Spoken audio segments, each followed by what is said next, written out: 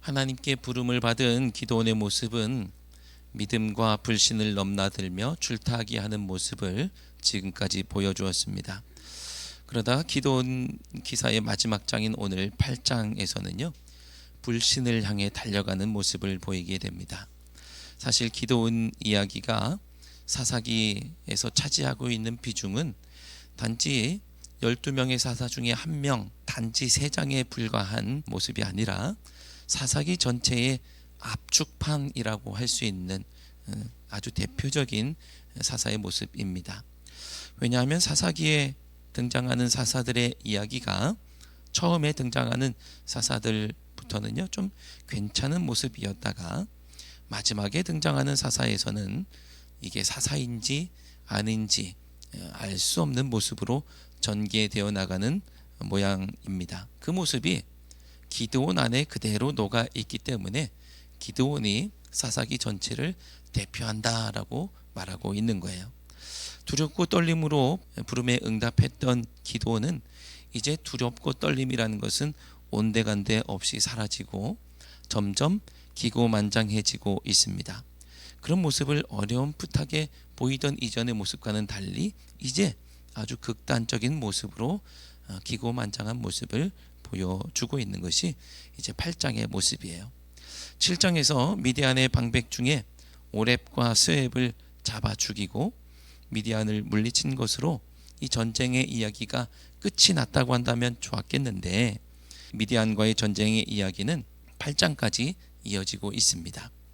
사실 기드온은 300명의 용사를 데리고 미디안을 치러 갈 때만 해도 주저하며 고민하던 사람이었죠. 그런데 전쟁의 기세가 완전히 넘어와서인지 이제 거치는 것이 없는 사람이 되어 가고 있습니다. 8장에는 그런 기드온의 모습이 부정적이고 극단적으로 나타나고 있습니다.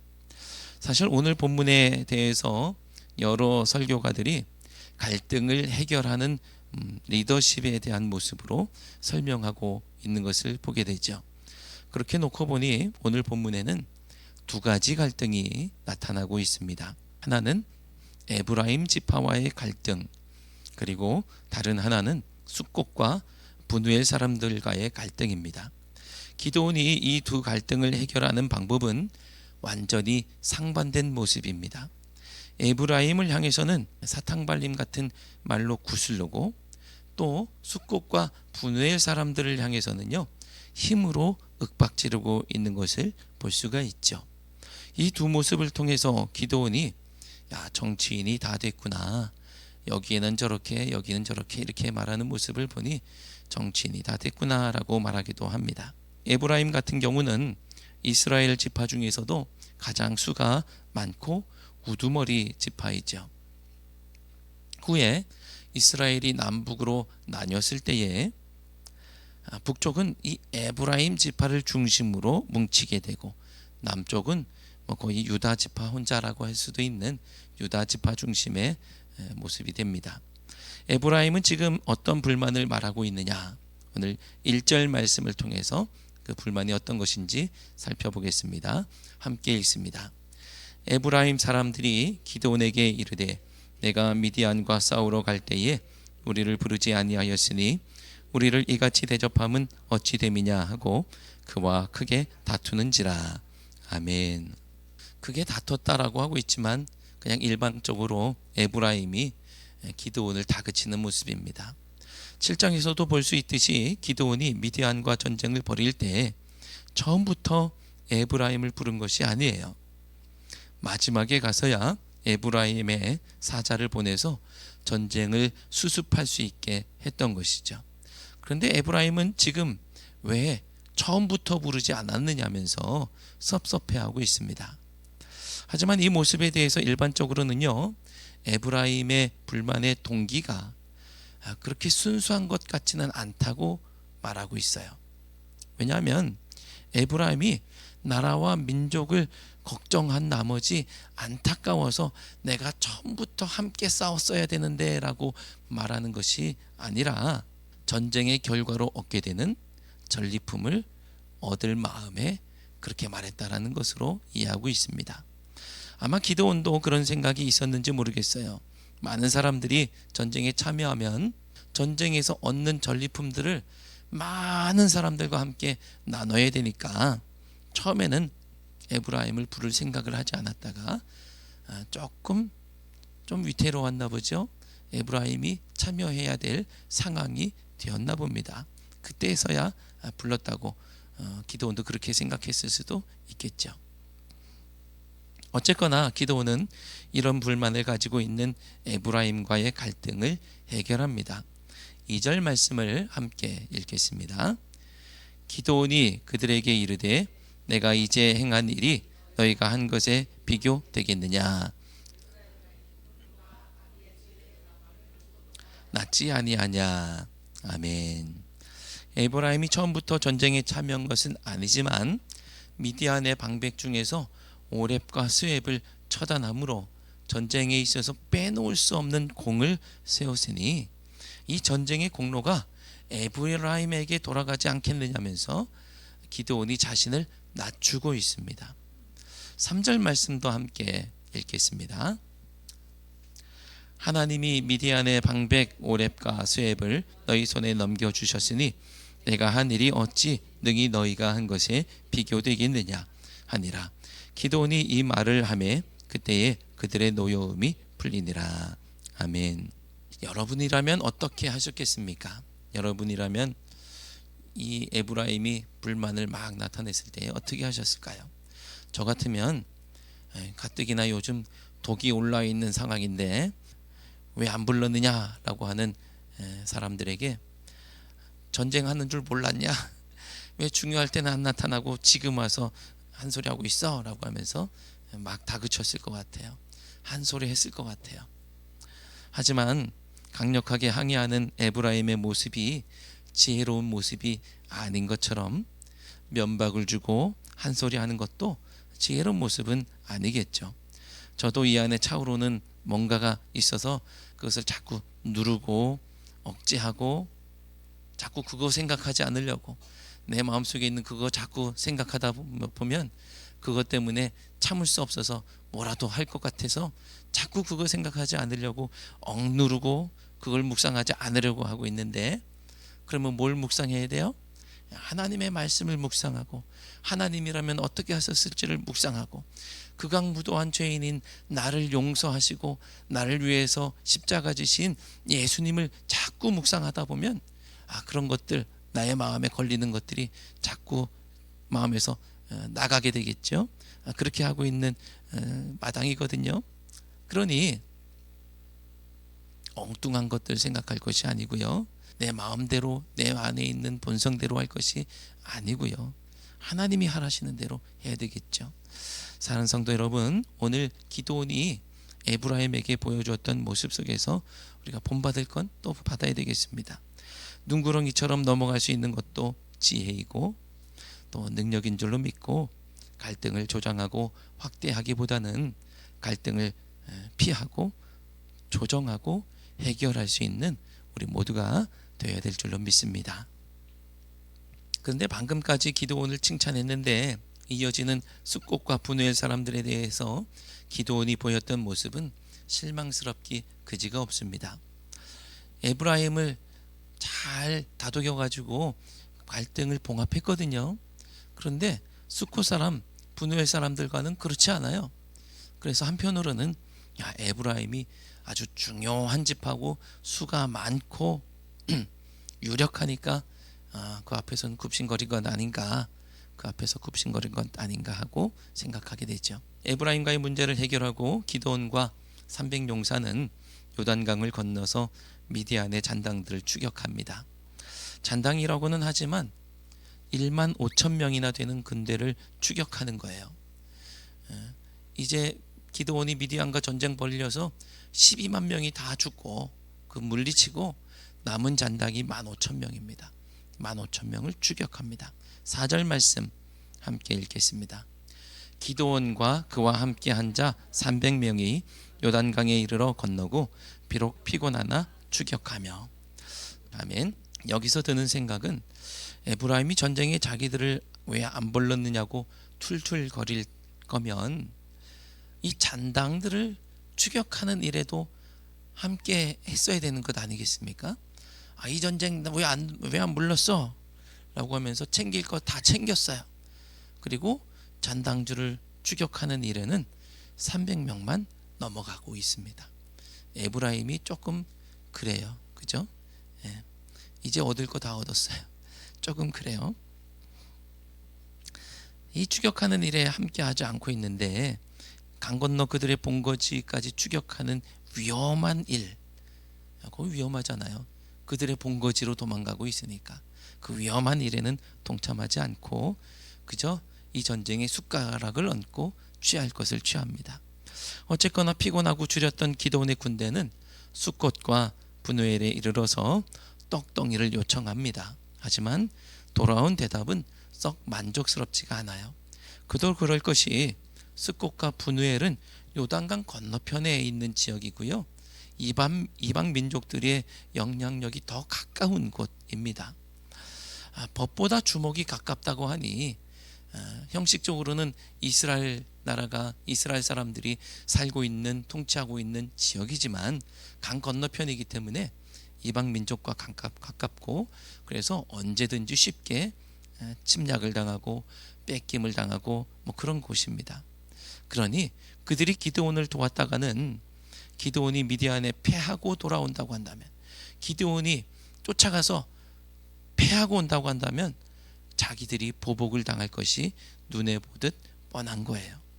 그들이 볼 때는 기드온에게 승산이 없었던 것입니다. 그러니 도와주기가 어렵죠.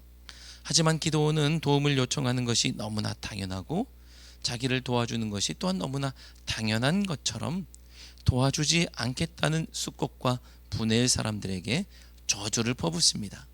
그리고 승리하고 돌아올 때 가만두지 않겠다고 하는 거예요. 도움을 요청하는 모습이 뭐가 그리 당당한 것일까? 맡겨놓은 것을 내놓으라는 듯 너무나 당당하죠. 사실 이런 것은 성경의 정신을 놓고 보면 그럴 수도 있겠다 싶습니다. 왜냐하면 나그네와 객을 대접하는 것은 율법이 말하고 있는 내용이기 때문입니다. 그러니 다윗도 사울을 피해서 도망 다니고 있을 때 부유했던 나발에게 도움을 요청했을 때 이를 매몰차게 거절했던 나발을 죽이려고 했던 것이죠. 이렇게 얘기를 들으면 기드온을 돕지 않는 숫곳과 분우엘 사람들을 저주한 것이 이해가 되기도 합니다. 하지만 기드온의 이렇게 극악무도하게 저주하고 있는 이런 모습은 그렇게 이해받을 만한 것이 되지 않습니다. 그렇게 보이지가 않아요. 왜냐하면 숫곳과 분우엘을 저주하는 것은 처음에도 말씀드린 것처럼 기드온이 두려울 것 없는 기고만장한 사람, 거치는 것 없는 사람으로 바뀌어 가고 있는 것을 보여주는 장치이기 때문에 그렇습니다. 이전까지 쭈뼛쭈뼛, 이전까지는 하나님의 부르심 앞에 두렵고 떨림으로 해야 되나 말아야 되나 주저하는 그런 모습이 있었던 모습을 이전까지 보았는데 기드온이 바뀌고 있는 모습을 보여주는 것이 바로 오늘 이 말씀이에요. 숫곳과 분우엘을 향해서 퍼붓는 저주, 야 기드온이 나쁜 사람 다 됐네 라고 보여주는 것이죠. 그 이유가 어찌됐든 지금 기드온은 바뀌고 있습니다. 수줍어하고 두려움에 떨던 주저하던 기드온은 없어졌죠. 사람은 변할 수밖에 없는 존재이지만 하지만 그 변화의 방향은 우리의 삶의 메시지가 됩니다. 변화된 모습을 통해서 우리는 사람들에게 메시지를 전하고 있는 것이거든요. 기드온이 삶으로 던지는 메시지는 과연 그가 사사인지 아닌지를 묻게 하는 거예요. 왜냐하면 숫곳과 분우엘 사람들에게 기드온이나 미디안이나 다를 바가 없기 때문에 그렇습니다. 아니 숫곳과 분우엘 사람들에게는 미디안 사람들한테 다 빼앗기고 죽는 것이나 기드온에게 빼앗기고 죽는 것이나 똑같으니까요. 그럼 미디안이 그들에게 두려움을 주었다면 미디안 이상으로 기드온도 그들에게 본때를 보여주려고 하고 있습니다. 하나님께서 기드온을 사사로 부르셨을 때 이런 모습을 기대하신 것은 아니겠죠. 하나님께서 기드온을 사사로 부르셨을 때 숫곳 사람들, 분의 사람들을 때려잡으라고 사사로 부르신 건 아니겠죠. 민족을 구원하라고 부르신 것이 아닙니까? 하나님께서 우리를 성도로 부르셨을 때 기드온이 숫곳과 분회를 향해 칼을 가는 그런 모습, 그런 것을 기대했을까요? 하나님께서 우리를 성도로 부르셨을 때 서로를 못 잡아먹어서 안달하는 모습으로 그것을 기대하며 부르시지는 않았겠죠.